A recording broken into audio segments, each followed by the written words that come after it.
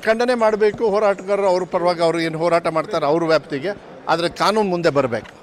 ಕರ್ನಾಟಕದಲ್ಲಿ ಕನ್ನಡ ಉಳಿಸ್ತಕ್ಕಂಥ ಜವಾಬ್ದಾರಿ ನಮ್ಮ ಸರ್ಕಾರ ಇರುತ್ತೆ. ಅದಕ್ಕೆ ಯಾವುದೇ ಥರದ ಹೆದರಿಕೆ, ಕೆಲವರು ಪುಂಡಾಟಿಕೆ ಮಾಡ್ತಕ್ಕಂಥದ್ದು ಕೆಲಸವನ್ನು ಅವಾಗ ಶಾಂತಿಯನ್ನು ಕೆಡ್ತಕ್ಕಂಥ ಕೆಲಸವನ್ನು ಮಾಡ್ತಾರೆ.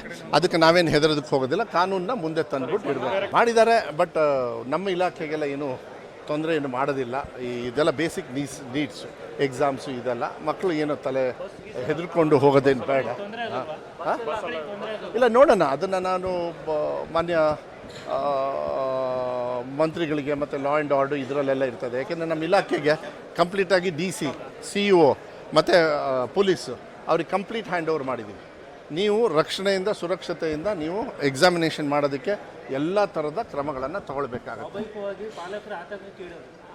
ಇಲ್ಲ, ಅದು ಏನಾಗ್ತದೆ, ನಾನು ಮಾಧ್ಯಮದಲ್ಲೂ ಹೇಳ್ತೀನಿ. ಸ್ವಲ್ಪ ಇದ್ರ ಬಗ್ಗೆ ನಾನು ಹೋರಾಟಗಾರರಿಗೂ ಅಷ್ಟೇ, ಇಂಥ ಸಂದರ್ಭದಲ್ಲಿ ಸಾರ್ವಜನಿಕರ ಜನರಲ್ಲಾಗಿ ಅವ್ರಿಗೆ ತೊಂದರೆ ಆಗೋದು ಬೇಡ ಅಂತೇಳಿ ನಾನು ಮನವಿ ಮಾಡ್ತೀನಿ. ಸಂಚಾರ ಇರ್ಬೋದು, ಯಾವುದೇ ಇರ್ಬೋದು, ಎಕ್ಸಾಮ್ ಬರೀತಾರಲ್ಲ, ನಾ ಎಕ್ಸಾಮ್ ನಿಲ್ಸೋಕ್ಕಾಗಲ್ವೇ? ಅವರಿಗೆಲ್ಲ ತೊಂದರೆ ಆಗೋದು ಬೇಡ. ಓಕೆ, ಹಾಂ,